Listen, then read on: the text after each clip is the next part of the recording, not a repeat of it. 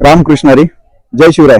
छत्रपती शिवाजी महाराज हिंदवी स्वराज्याचे संस्थापक आदरणीय श्री छत्रपती शिवाजी महाराज यांच्या पदस्पर्शाने पावन झालेली भूमी रायगड जिल्हा आणि या रायगड जिल्ह्यातील महाड तालुका आणि महाड तालुक्यामधील एक वालनकुंड हे गाव आहे.